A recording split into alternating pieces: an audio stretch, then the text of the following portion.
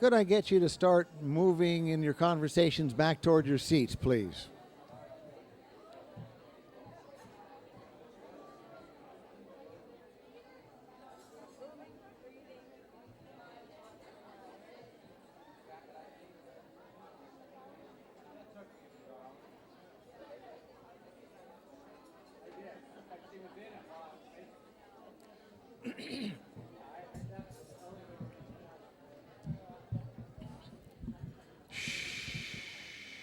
We have another program yet to go.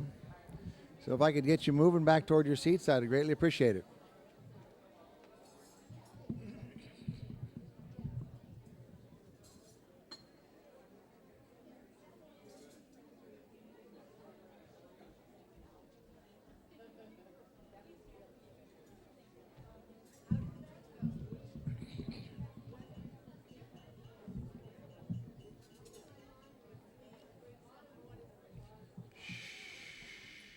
Of course, the hosts should be helping me out by going back to their seats rather than Brooke and Odile still carrying on their conversation. They should be going back to their seats.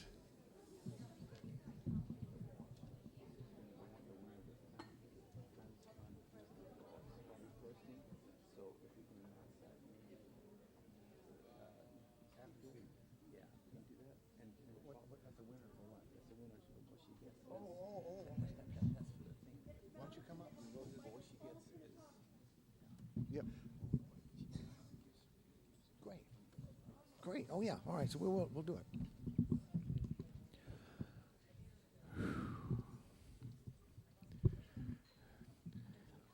As soon as I get a few more people back to their seats. And Arlene, do we know if the speaker is teed up and ready to go? I don't want to enter into an introduction if she's not ready to roll.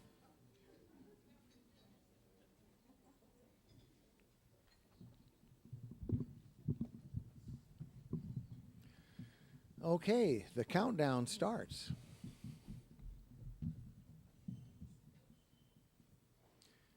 It gives me great pleasure to introduce our speaker today, Cathryn Jakobson Ramin. I'd like to tell you just a little bit about her before I bring her up. She's been an investigative reporter for 30 years. That means she's really good at taking a topic and researching it in depth and then turning it into an article that goes into one of the national magazines or one of the newspaper magazines that then becomes quite intelligible to the rest of us. Most recently, she's been published in Oprah and in the New York Times Magazine and the LA Times Magazine and others like that. About 10 years ago, she discovered something that her mind that used to be like a steel trap seemed to be turning into the kitchen sieve. And as an investigative reporter, you want to really be able to hold on to things. And she brought up this idea, maybe it isn't just me. So she turned those skills into looking at the middle-aged mind and ended up writing a book after interviewing more than 300 middle-aged people and almost as many scientists. And she came out with a book that is entitled Carved in Sand: When Attention Fails and Memory Fades in Midlife. And this book has been quite a bestseller. It's been on the New York Times bestseller list for a number of weeks. It's made it as high as number 5 on Amazon. She's been twice interviewed on Good Morning America. Also, just on a personal note, she's married to a composer. She's the mother of 2 teenage sons, and they live in Northern California. So why don't you join me in welcoming Cathryn Jakobson Ramin, who will speak about Take Charge of Your Middle-Aged Brain. Let's welcome Cathryn. Thank you very much. Well, good morning, everyone, and I can see that this is a group that will take charge. Now, you're all here at a very early hour, and if any of you forgot to get here, I wouldn't know. I don't see people rushing through the door now. So that's a very good early sign that you remember to get here. Now, you know what happens when you can't quite come up with a word or a phrase? It's just elusive. You cannot pinpoint it. Well, that is bad. But what is considerably worse, I think, is when you cannot come up with a phrase to describe not being able to come up with a phrase. And you're all warmed up. He promised me you'd be warmed up. I said, what sort of people are warmed up at 7 o'clock in the morning? And I'm just so glad I'm not talking to teenagers. Which I usually am at 7 o'clock in the morning, as a matter of fact. I came up with this mug because I wanted to be sure to have on hand as many phrases as I might need to describe not being able to find the phrase I needed. So here we have some of them, and I will be looking for contributions after I finish. So get your brains ticking here, please. There is brain fog, of course. We've all experienced that. And then there's the brain fart. There's as foggy as a summer's day in San Francisco, which is my stomping ground, so I know. Senior moment, spaceball, spaced, space cadet, too many balls in the air, too much information, too much on my plate, losing it, drawing a blank, blanked out, middle-aged moment, brain freeze, not the sharpest tool in the shed, a few fries short of a Happy Meal, blonde moment, often applied to me, no children in the audience, so I feel okay about the next two, CRS, can't remember shit. You say to someone, I'm sorry, just step back a moment, I have CRS, and you'll clear the room. Then there's craft, can't remember a fucking thing. Peeling an empty banana, fuzzy as a mohair sweater, unfocused, out to lunch, fried, losing my marbles, scattered, ditzy, space shot, out of it, a few cards short of a deck, mental pause, brain cramp, I thought that goes well with mental pause, brain cramp, one brick short of a load, the lights are out, but nobody's home. And in my travels, which have been extensive beyond belief since my book came out last April, I say I sleep around in hotel rooms all over the country. I've heard a couple other great ones. I've heard from somebody in the South, out where the buses don't run. And everyone loves to contribute, the elevator doesn't go to the top floor. Does anyone have another one? Oh my gosh, people do. Go ahead. Halfheimers. That is one. That's one, and that's one that I tend to, we'll get to that soon, but I tend to not joke in any way about that disease. People are always talking about, oh, I think I'm getting Alzheimer's, and we'll talk about, well, that's not funny, although that is quite amusing. Go ahead. Oh, a Microsoft? Do you work for Microsoft? Oh, you probably could get a job if you... That's wonderful. I'm going to say it again because we want to get it on the video. I'm having a Microsoft moment. I need to reboot. Who else had one? Go ahead. Oh, I love that. It's on the tip of my tongue and I swallowed it. That's wonderful. And one more in the back. Okay. Brain lock. Good one. Oh. You are a the wheel is spinning, but the hamster is dead. I love that. I love that. How many of you have had what I refer to as the contentless conversation, where more is missing than is present? This happens. I find myself, I am the eavesdropper of all time. This is very common among journalists. It's how we get most of our best stories. And I'll be sitting in a cafe, and both my ears are oddly enough facing around the other direction so that I can hear what's going on behind me, and I hear something like this. There are two women, attractive, fit, in yoga clothes, having the following conversation. I saw the most phenomenal movie the other night. I can't remember what it was called. But it was based on a book. Oh, Jesus. It had the same actor in it who was in Cold Mountain. You know who I mean. It goes on like this until all parties want to tear their hair out.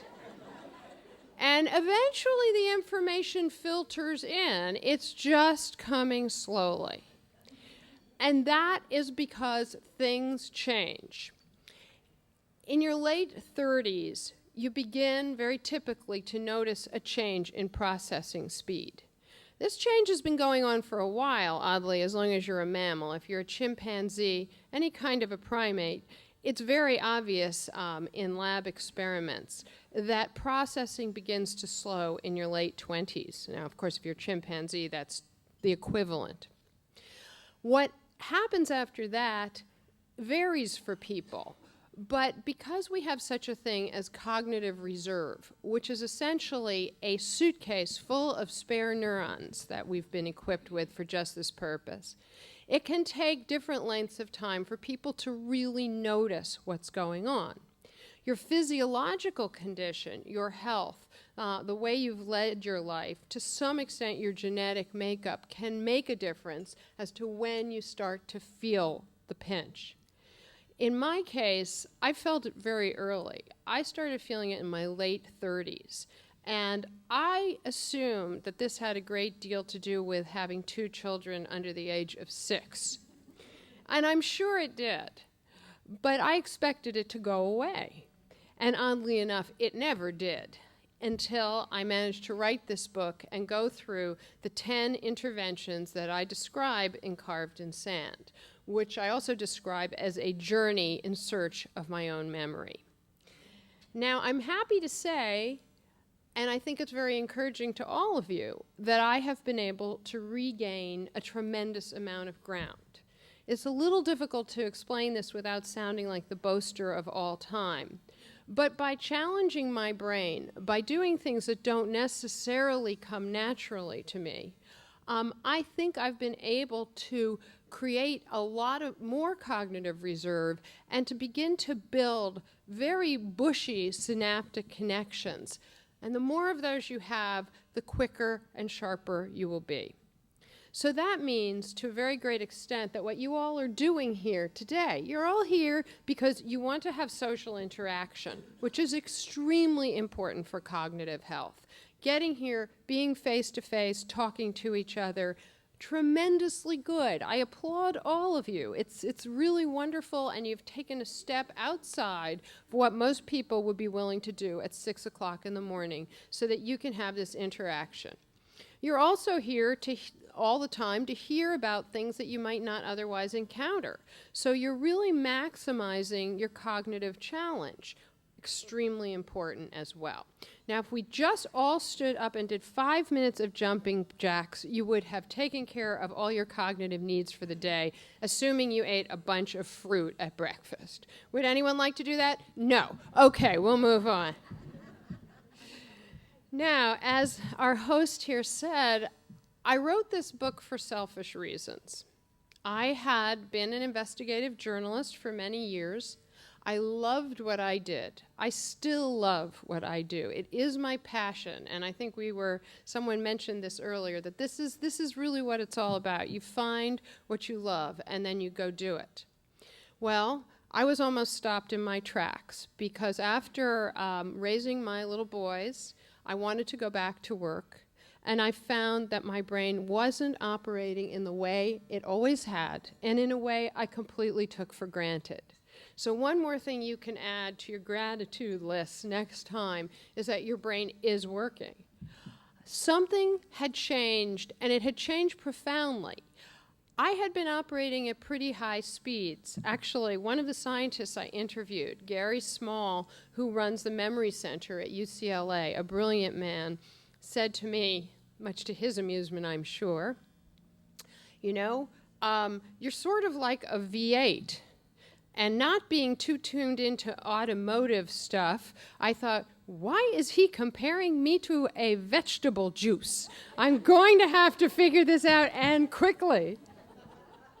But he said that I had been working at very high speeds. I was accustomed to being handed a stack of research somewhere around this tall, something you couldn't see over the desk, and having an editor say to me, okay, this is a beginning, get through this, and we need a story in 2 weeks. What can you do about that? You're going to have 12 interviews, you're going to be on the road, you're going to be on the phone, you're going to take phone calls at 3 o'clock in the morning if necessary, you'll do whatever you have to do. This is not very compatible with raising small children, I want you to know. But I was really ready to get back into it, and I found that I would start to go through the research, and it was the proverbial in one ear and out the other, or in one eye and just out who knows where. Nothing was registering, and it was panic. It struck panic in my heart because I didn't know what it was. I thought, okay, it's got to be my eyes, right? I'm not understanding what I'm reading. Must be my eyes. Well, now if we think about that, and I know we have a lady here who specializes in memory and attention, it didn't make any sense at all, but it didn't stop me from going to the Jules Stein Institute at UCLA and spending a whole bunch of money to be spun around in a chair in a dark room. And when I came out of there, they said, your eyes are pretty horrible. And I said, yes, well, that's been true since I was 6, but we really don't think that's the problem. We think, you need to sort of go home and relax. And I said, go home and relax. I want to work. I want to do what I love, and I need to be able to understand what I'm reading. And they said, okay, here's what we're going to do. We're giving you a bar magnifier, and that'll make everything much bigger, and you'll be able to read it better. And I said, you really don't understand what I do you? I mean, how am I going with a bar magnifier through a stack of documents this big? And I thought, maybe it's over. Maybe I've lost my edge, my inside edge, my leading edge, or any other edge. Maybe I've lost it, and maybe I will not be doing what I love ever again. I took a few jobs that didn't require those sorts of skills. And I worked for a while as the director of communications for Restoration Hardware.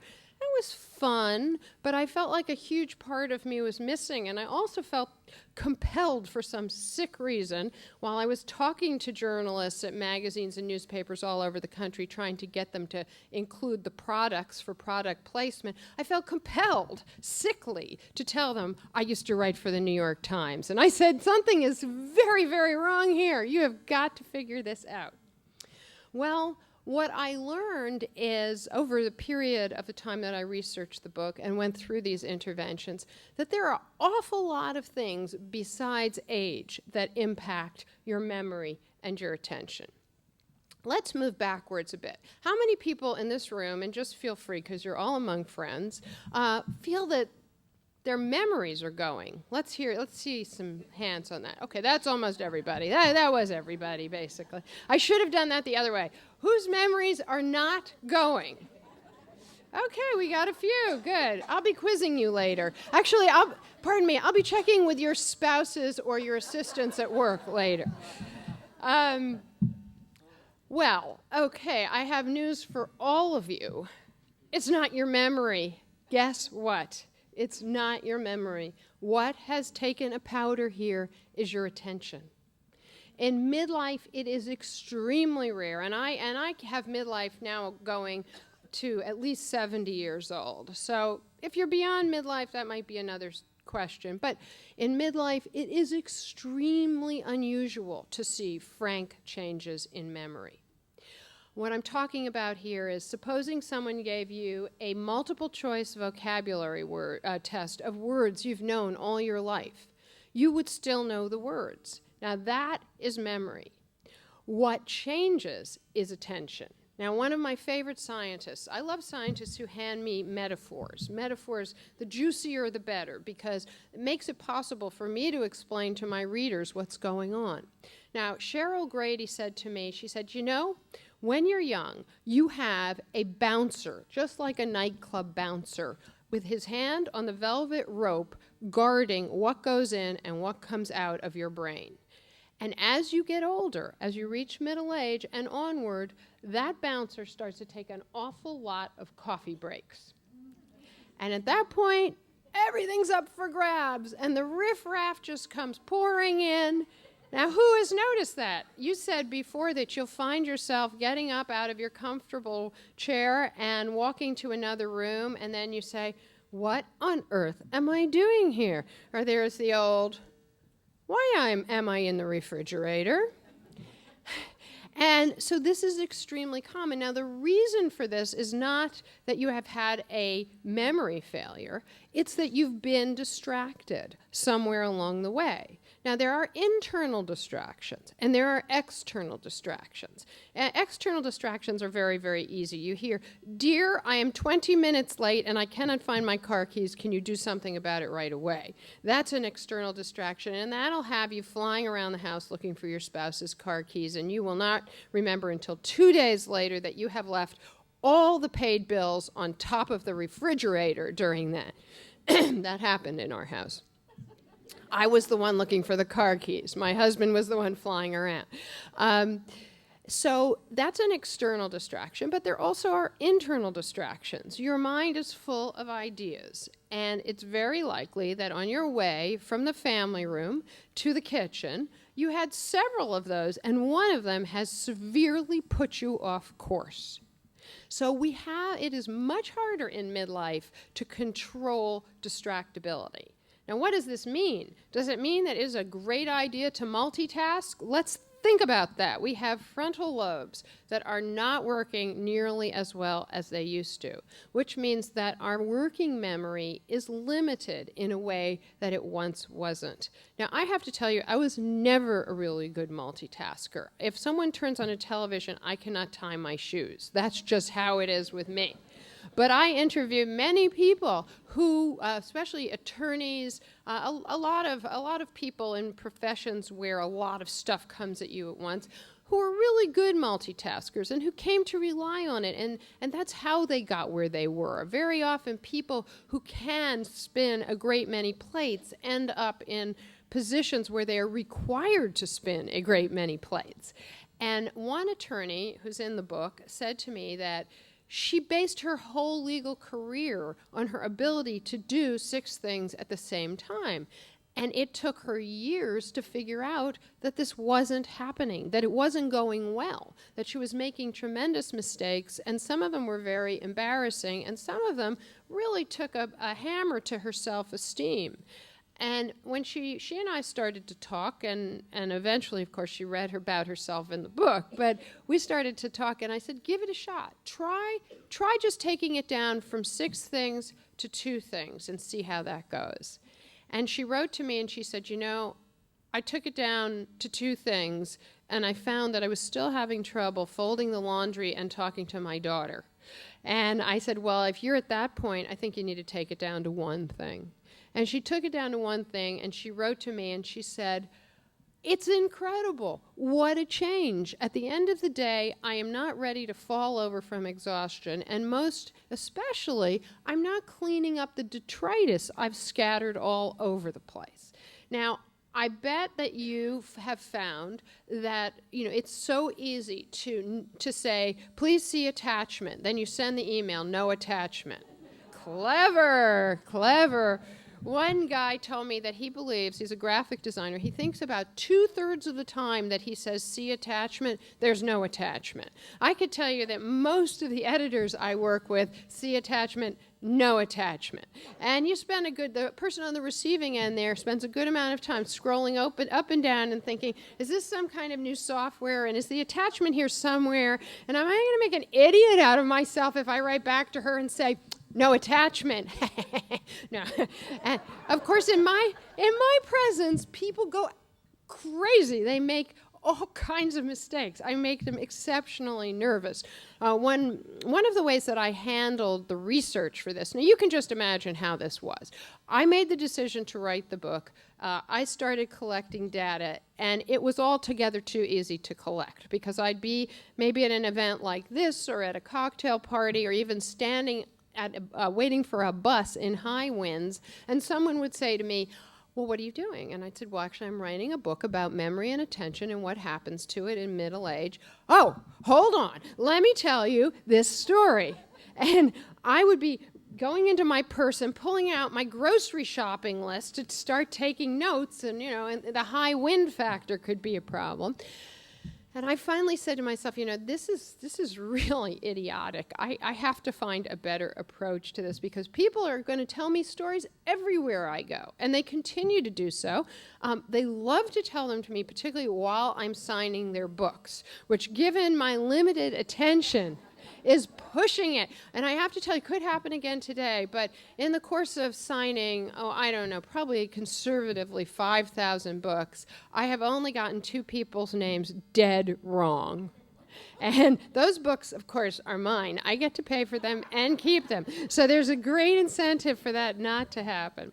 Well, I thought to myself, what am I going to do here? I've got to be able to collect this data. We are dealing with an inferior mechanism here. How am I going to do it? Well, I love my little Olympus digital recorder. How many have those? Digital. Okay, if you don't have one and you have to do anything in your life ever, get one and learn how to upload it to your computer, because it is the handiest thing going. What a tool. However, it is a little off-putting if you were at a cocktail party wearing, or an event, a philanthropic event, in an evening dress, and you suddenly say, just a moment, talk.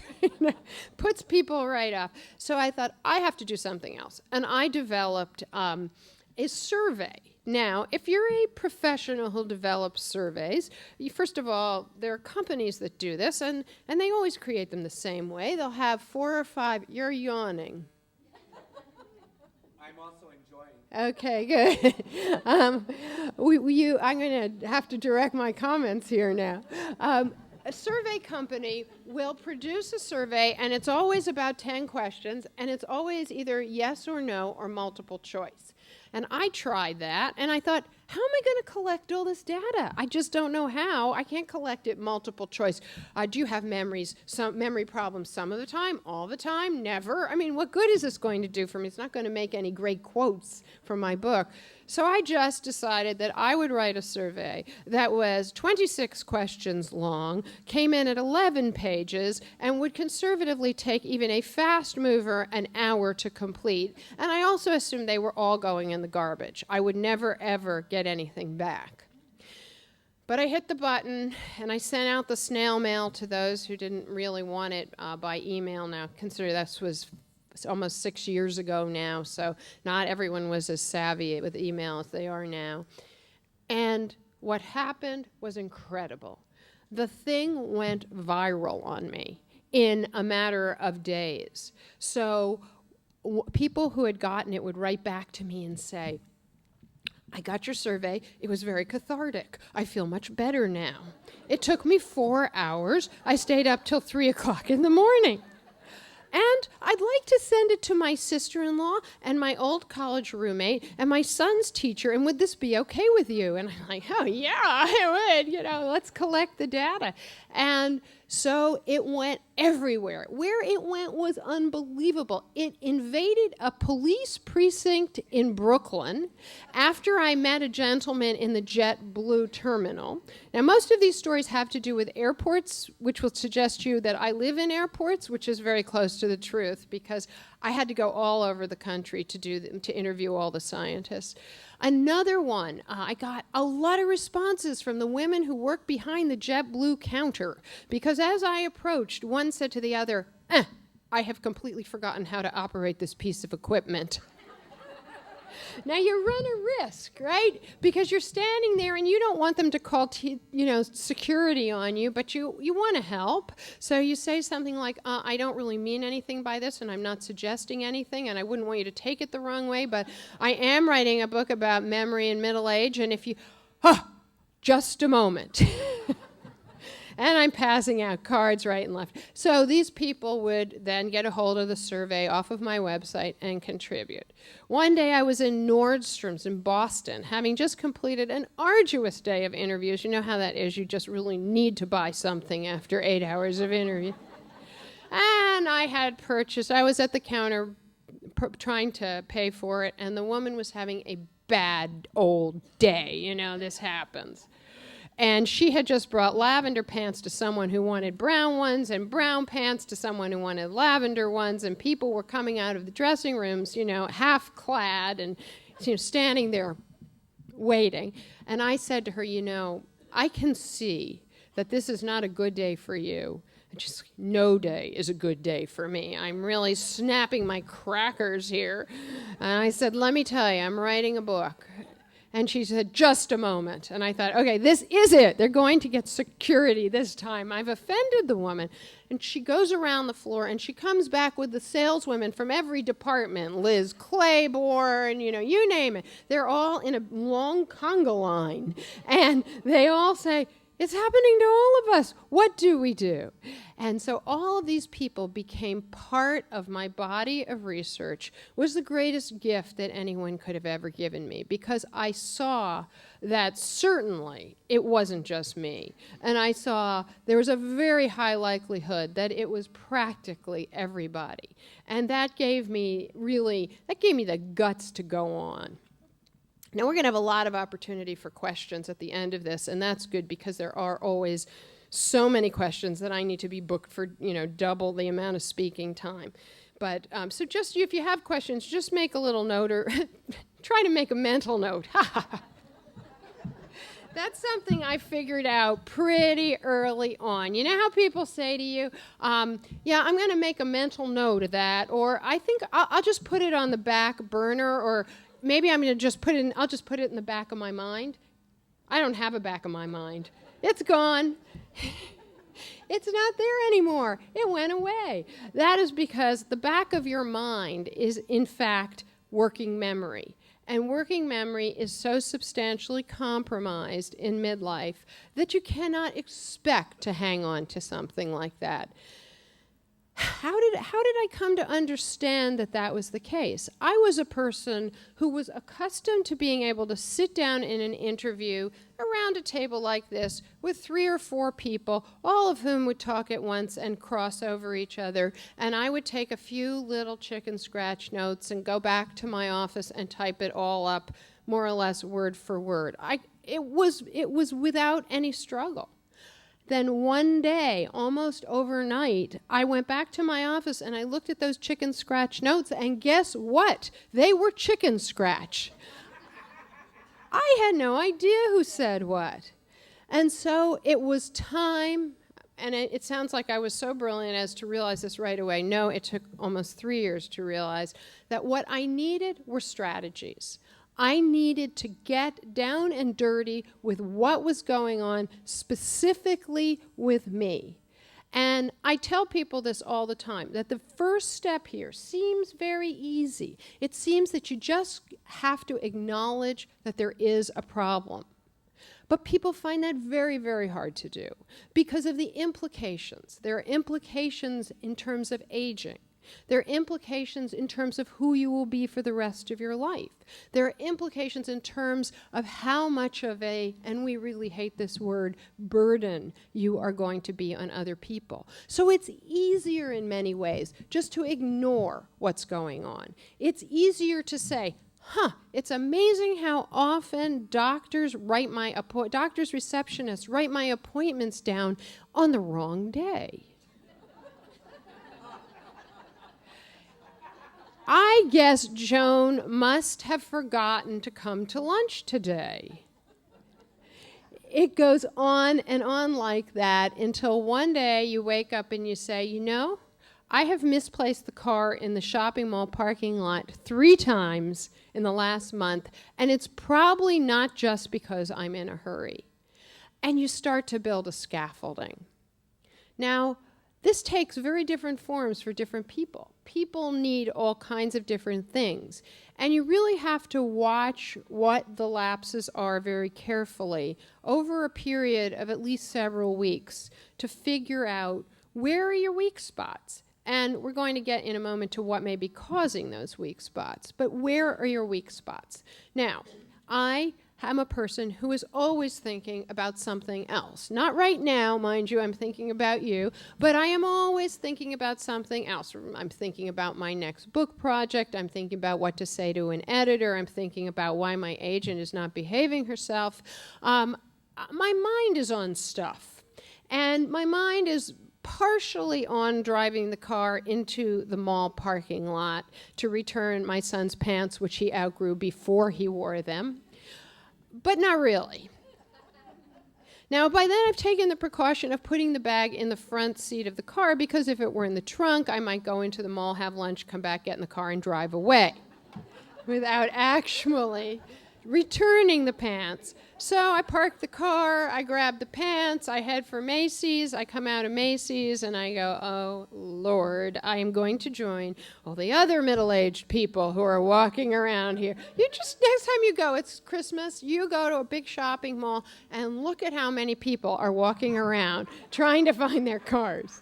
It's awesome. It's particularly bad. Someone over there did it. It's particularly bad at Costco, because now not only are you looking for your car, you are pushing 1.5 tons of groceries and liquor down the path looking for your car. And you kind of want to say to someone, could you find my car, because I'm going to just stay right here. This is very heavy, and I have a little disc problem, and it's just not a good idea. But you can't. You just keep pushing and pushing your car. So building the scaffolding is important, and I realized that it was totally worth my while, no matter how pressed for time I was, to get out of the damn car and stand there and say, I am parked squarely in front of the sharper image today, and I am about 20 cars back. I'm not quite at the middle, but I'm close to the middle. And this is probably, unless something goes direly wrong, where my car will be when I come out. And if I pay attention now, there's a very good chance I will be on time for my meeting, as opposed to hysterical and late. It's so easy to do, and yet very few people do it. Now, somebody gave me a great idea the other day. I have this huge website with much opportunity for interaction and an awful lot of information, and I hope you'll go on there and you'll contribute. There's a way for you to write in your own memory stories, cathartic again. But somebody said to me, I have discovered the finest thing in the world. I said, what is that? I take my phone, which has a camera, and I take a picture of where my car is.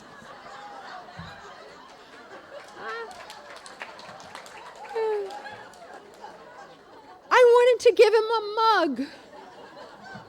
That's on my website, too, and a barbecue apron. And every once in a while, when somebody comes up with something absolutely brilliant, they get a mug. So the man got a mug, but I thought, my goodness, I come home from business trips, and the plane's late, and the little airport parking lot shuttle drops me in a pitch-black parking lot at 1 o'clock in the morning, and I've come from New York, so it is, 4 o'clock in the morning, and then I have to find the car. And a lot of those parking lots don't have numbered spaces. And I thought, this is brilliant. I take a picture, I show it to the guy who's driving the shuttle, and now it's his problem, not mine.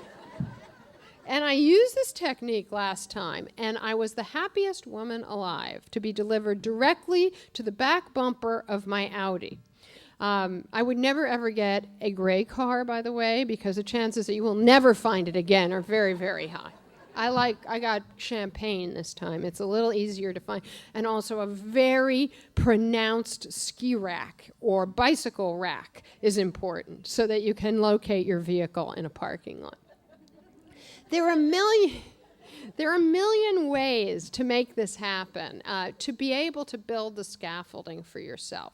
Other people tell me that they forget names, that they get here, and I think these name tags, although mine did not like my suit, and it kept falling onto the floor, so I gave it up. But these name tags, that's just brilliant, because to expect that you're going to meet somebody once or twice, and maybe it was 3 or 4 months ago, and that you're really going to know these people's names, who needs this piece of social etiquette, really? Why should you be able to attach a name to a person who you've met only a couple of times? Names are quite meaningless. Has anyone noticed this? What do they mean? I'm Cathryn. Well, many people call me Carolyn. Now, they do that because my name is spelled with an R-Y-N at the end. That was my father's idea. Thank you very much. I've been struggling with it forever. People sometimes, if you see how the rest of my name is spelled, you'll really be in hysterics. But people's names don't reflect who they are, and that makes it very difficult for people to remember them. I always think if it could be something like, she who has a stunning décolletage, you'd never have any problem with that. Even in the olden days when people's names reflected what they did or where they lived, baker, plumber, goldsmith, better, much better, but we don't have that anymore.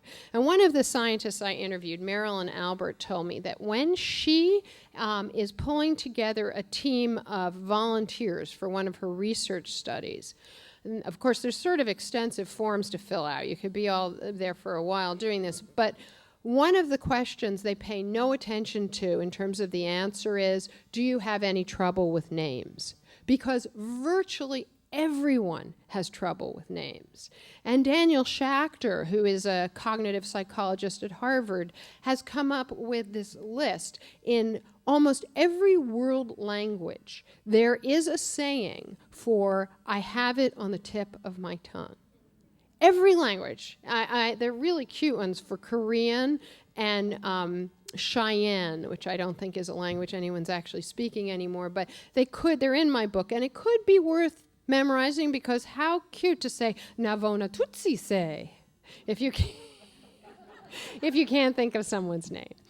All right, well, let's talk a little about the specific things that can affect memory and affect attention in middle age and onward. Now, I know from looking at the lists of speakers that you've had in the past that you people are really cracking on diet and exercise and nutritional supplementation.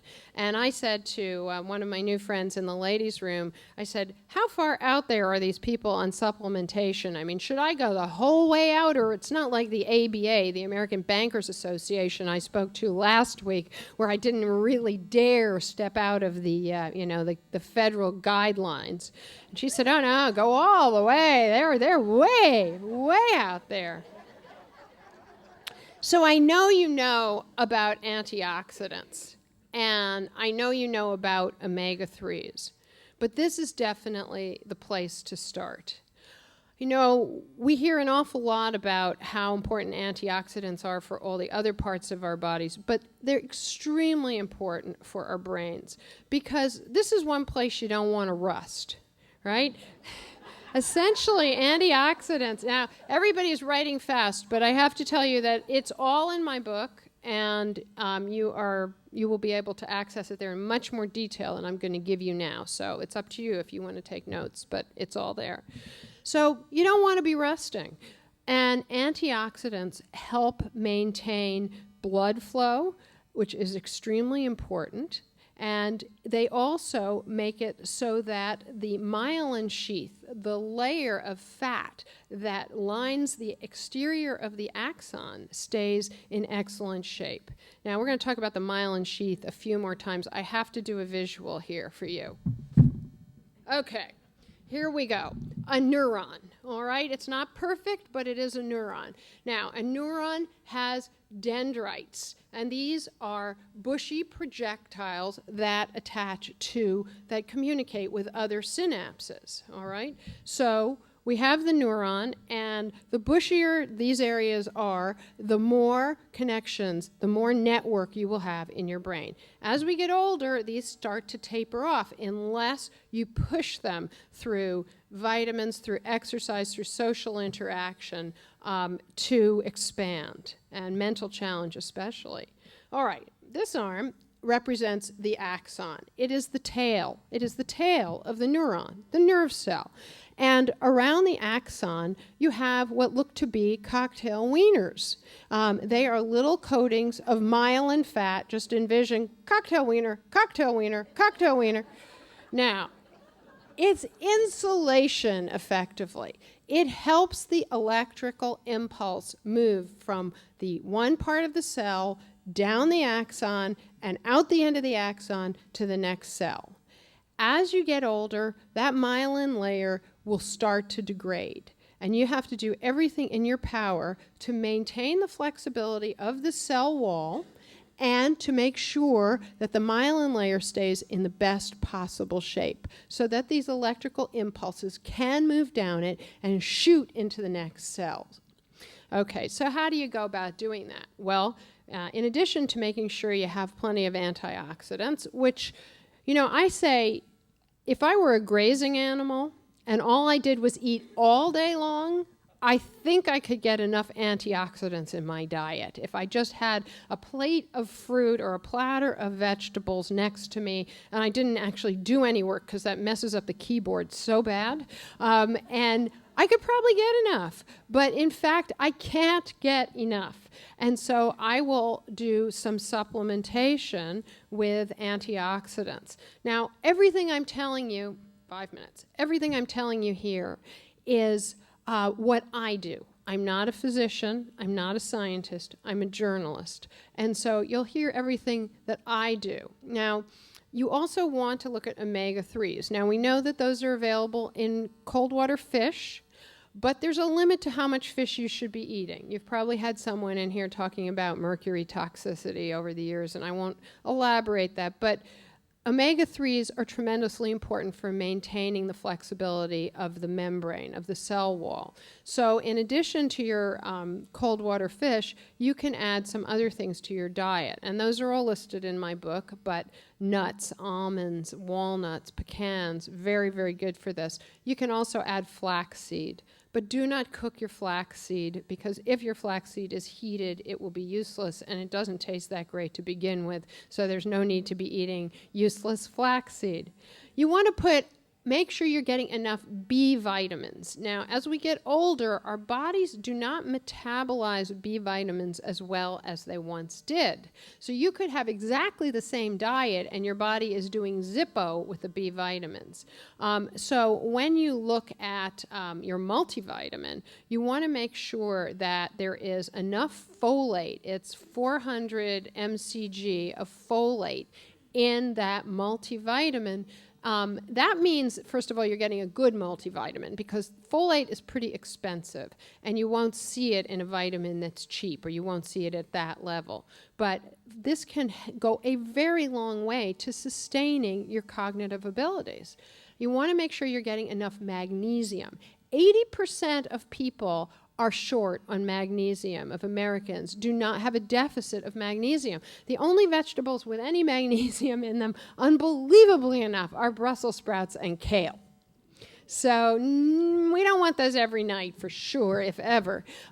So the fact is that you can take supplementary magnesium. It seems to be very important. There are studies coming out of MIT right now that suggest that magnesium deficiency is a major reason for foggy thinking, sleeplessness, and a great many other things that plague us in middle age. And so if you take magnesium, you may want to take it at night, and you may want to take it with calcium, because new studies show that you combine these two things and you get a great night's sleep, and you're also sharper. And so I think that's something really worth knowing. I learned in the course of my interventions that I was suffering from a subclinical thyroid deficiency. This is very common in middle age, more common among women than men, but very distinctly possible. And one of the very first symptoms of a thyroid deficiency is a certain amount of cognitive fogginess. You'll see that before you see anything else. I also found that I had a pretty good condition of sleep deprivation. And for some people, this is volitional. Other people, it's insomnia. For me, when my kids were born, I'd learned to wake up at the drop of a pin. Anybody turned over in the other room, I was standing in the hall. They learned to sleep just fine, but I, on the other hand, learned to stay awake or to wake up if a bird landed on the roof, never mind my husband snoring. I am going to very shortly open the floor for questions, and that's usually where we start to talk about very specific ways of handling different conditions. Do you mind if I do that right now? Okay. Okay. Okay. All right. So who has a question? Here, you have a question. Well, if the microphone's not going to make it, I'll repeat the question. That'll be fine. Adrian went to pick up the mail at the Inside Edge in Irvine, and she came out of the post office, and she got in a car with another man. Well,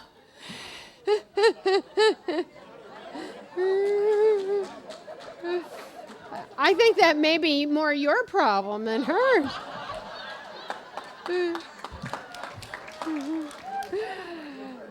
Adrian, you apparently might have a certain visual memory problem as to what the car looked like, unless it was identical. But it's possible. Go ahead. Could you tell us how many milligrams or whatever of the magnesium? I can tell you that, but I will tell you that when I'm signing books, because I want to. It's all in the book, and I want to make. It's not a secret. I just want to make sure I give you all the right numbers. Okay? Thank you. Okay. Okay, I think this is on.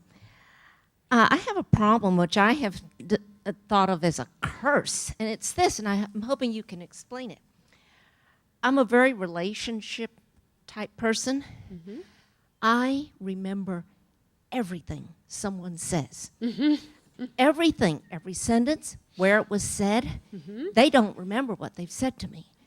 And I actually think this is kind of a curse, because I'm thinking, this is useless stuff up in my head. The other thing, and I want to get this out so then you can talk. A friend here in the Edge, because I want to learn to meditate, told me, all you have to do is focus on your breathing in and out. Okay. And I did that. And what was amazing is I had these revelations, and I had 3 of them. And during this meditation, I was just so amazed, and I wanted to be sure and remember them. And I came out of the meditation. I, for the life of me, cannot remember the second one. And now really I can't even remember the first and the third one. But I actually came out of the meditation, and I tried to review these 3 revelations, and I absolutely could not remember the second one. What's going on? What's going on? That's the big question, huh? Well, the fact that you can remember everything that anyone ever tells you makes you an incredibly valuable resource for them. I was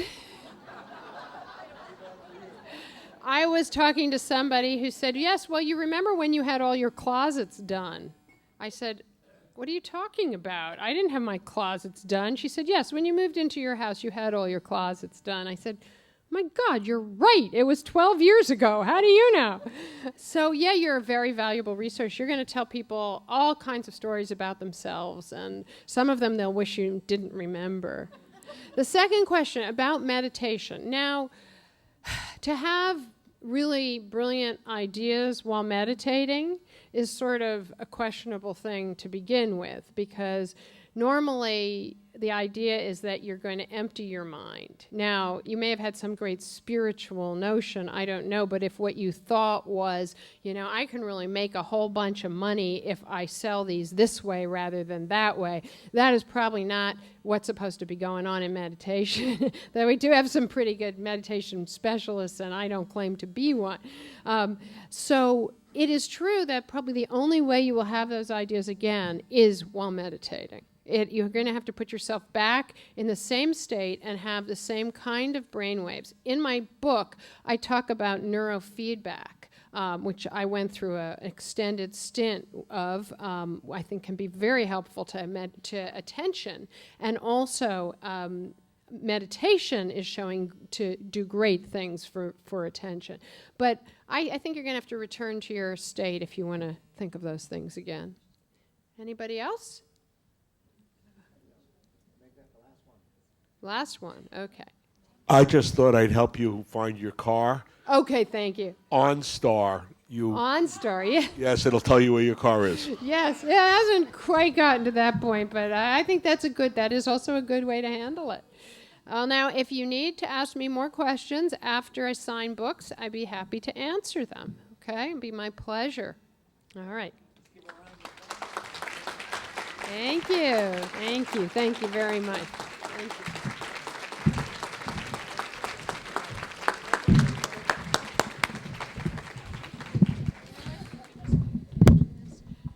On your tables, you will find that there is something that looks like this. They're not enough for everyone necessarily, but probably not everyone wants them. This is a true-false quiz. I highly recommend that you take a look at it, but please pay attention to this. It says there's a trick here. Every single one of these statements is false. And I've had a little problem with people going home and citing this chapter and verse, having never read that one section that says every single one of these is false. You'll also find bookmarks for carved in sand on your table. If you wish to give them to friends who might need them, you go right ahead and do that. Thank you again, Cathryn. And Cathryn will be around to sign books, and she'll have her books out there. And don't worry, I'll remind you again after the singer, so you won't forget about that. But right now, let's bring up Kirk. Kirk, we have some other entertainment, don't we?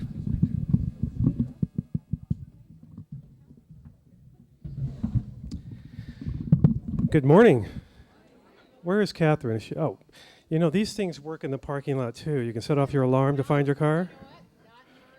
Oh, they don't. Okay. Well, that's what I use to find mine.